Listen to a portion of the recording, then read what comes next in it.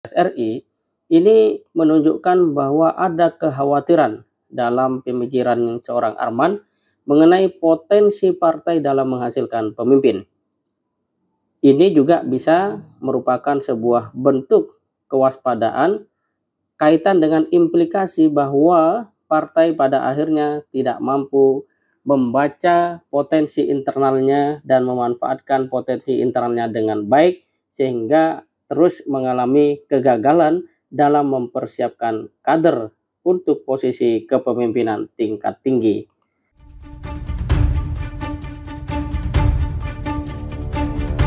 Assalamualaikum warahmatullahi wabarakatuh, sahabat kalian.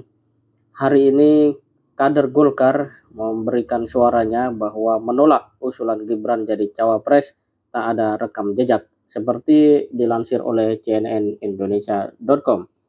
Wakil Sekretaris Bidang Organisasi Kelembagaan dan Kebijakan Strategis Pengurus Pusat Badan Advokasi Hukum dan HAM DPP Partai Golkar, Arman Garuda Nusantara, menolak keputusan partainya yang mengusulkan Gibran Rakabuming Raka menjadi bakal cawapres Prabowo Subianto di 2024. Arman mengaku sedih dan heran dengan keputusan Ketua Umum Golkar Airlangga Hartarto tersebut. Ia pun mempertanyakan mekanisme kaderisasi Partai Golkar sehingga mengusulkan orang di luar partai. Pertanyaan saya, yang juga menjadi pertanyaan kader Partai Golkar seluruh tanah air, apakah sudah tidak ada lagi stok kader yang bisa diusung sebagai cawapres RI? Di mana mekanisme sistem kaderisasi Partai Golkar? Ucap dia dalam keterangan tertulis Minggu 22 Oktober. Sahabat kalian, Arman kemudian melanjutkan, mau dibawa kemana arah perjuangan Partai Golkar ketika mengusung Gibran yang baru menjabat sebagai wali kota Solo selama 2 tahun 8 bulan. Itu pun endorse dari Yang Mulia Tuan Presiden Jokowi, dan sebelumnya tidak ada rekam jejak aktif di organisasi kepemudaan manapun, ujarnya. Sahabat kalian, Arman masih melanjutkan ucapannya kepada saudara-saudara saya, selalu kader Partai Golkar, baik yang termasuk muda, milenial maupun senior dari Sabang sampai Merauke, dari Miangas sampai Pulau Rote, kita harus sikapi dengan tegas keputusan Ketum Airlangga dalam mengusul Gibran sebagai cawapres, kata Arman. Sahabat kalian, kita bisa melihat ini sebagai satu fakta yang tentu penting untuk kita telusuri lebih jauh, ya.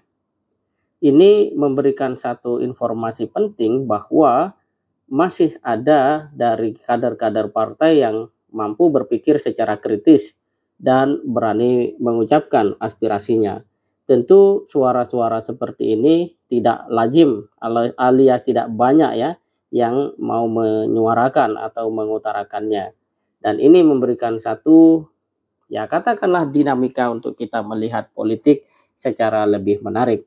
Nah, mari kita lihat sahabat sekalian, pertanyaan apakah sudah tidak ada lagi stok kader yang bisa diusung sebagai cawapres RI, ini menunjukkan bahwa ada kekhawatiran dalam pemikiran seorang Arman mengenai potensi partai dalam menghasilkan pemimpin.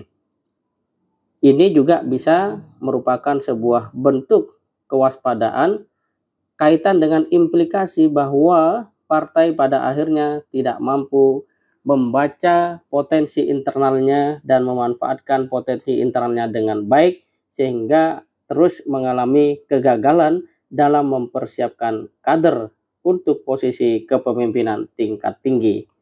Dan kalau kita ketahui, sahabat sekalian, Golkar memang sejak tidak ada JK itu tidak lagi bisa menampilkan ya tokoh-tokoh atau kader-kader Golkar itu sendiri. Jadi kalau dahulu atau sebelum ini kita sering mendengar ada istilah politisi kutu loncat, maka sekarang sebenarnya bisa kita buat sebuah istilah baru, gerbong loncat ataupun gerbong lumpuh gitu ya, di mana partai politik dengan pertimbangan pragmatis itu meninggalkan potensi-potensi kadernya sendiri.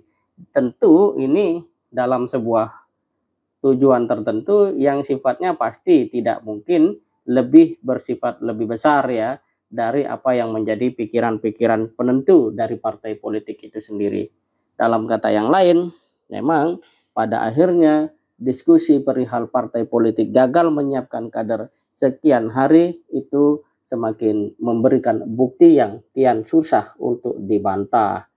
Sahabat kalian, sebenarnya ini fenomena yang cukup serius ya kalau kita coba perhatikan. Ya Prabowo Subianto aja sampai umur 70 tahun itu masih menjadi ketua umum. Berarti kan tidak ada kader yang siap menggantikan Prabowo gitu ya.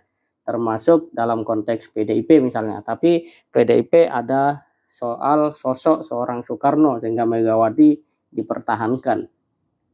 Nah, apapun itu pada akhirnya fenomena-fenomena gerbong yang tidak aktif seperti ini ya dalam hal ini partai politik makin hari sepertinya terus terjadi ya.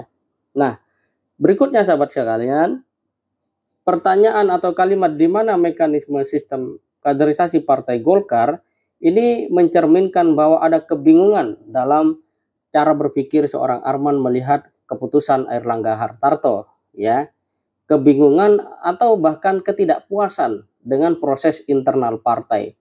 Nah, hal itu menunjukkan bahwa seharusnya partai memilih dan mempersiapkan kader untuk posisi kepemimpinan dan menunjukkan bahwa partai itu siap untuk kemudian mendorong ya kadernya maju. Di sisi yang lain, secara lebih menyeluruh, kalimat itu mencerminkan seseorang yang peduli. Jadi Arman ini bisa diasumsikan peduli dengan masa depan partai dan integritas proses kaderisasi. Dia ingin partai tumbuh memaksimalkan potensinya dan memastikan bahwa proses internal berfungsi dengan baik. Sahabat kalian, jika itu terjadi maka loyalitas akan tumbuh dalam sebuah partai dan pada akhirnya partai betul-betul bisa menghadirkan kader yang mumpuni. Namun, fenomena ini sudah lama dinilai dan tadi kita juga sudah sebut bahwa pada akhirnya menurut pengamat politik dari Universitas Andalas, Najmuddin Rasul, bahwa Partai Golkar merupakan salah satu partai senior yang kini terlihat gagal dalam melakukan kaderisasi kepemimpinan. Menurut Najmuddin, harusnya Golkar yang masih eksis sebagai partai papan atas lebih mengedepankan kader dari partai sendiri atau untuk menjadi capres ataupun cawapres. Sudah lama sekali Golkar tidak mengusung kader partai sebagai capres maupun cawapres.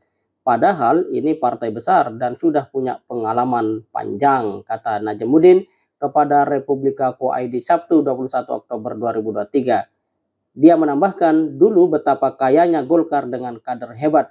Sekarang mereka tak dapat usung capres maupun cawapres. Sahabat kalian, fenomena ini tentu semakin menarik dan pada akhirnya ya katakanlah Gibran efek menjadikan banyak pihak terkait dan terpaut dan masing-masing tentu saja punya porsi problem yang harus dihadapi secara internal. Jika memang benar bahwa ucapan Arman ini dipikirkan oleh Partai Golkar, tentu keputusan-keputusan yang diambil akan lebih mengapresiasi loyalitas dan proses kaderisasi itu sendiri. Namun jika budaya loncat-loncat seperti ini dibiarkan alias tidak menjadi kegelisahan para pemangku kebijakan partai politik, maka ini bisa dikatakan bahwa ke depan politik Indonesia akan semakin sulit melahirkan politisi-politisi yang bertanggung jawab karena tidak lagi yang diperlukan tuh loyalitas, tetapi adalah bagaimana partai politik mendapatkan keuntungan tergantung pada kebijakan yang diambil para elitnya. Ini tentu satu hal yang tidak menarik dan semoga segera disadari untuk kemudian pemimpin-pemimpin ke depan yang dilahirkan partai-partai politik adalah pemimpin yang punya jejak ya, punya rekam jejak, punya kapasitas dan betul-betul teruji di dalam mekanisme kaderisasi partai dan kepemimpinan. Semoga bermanfaat. Assalamualaikum warahmatullahi wabarakatuh.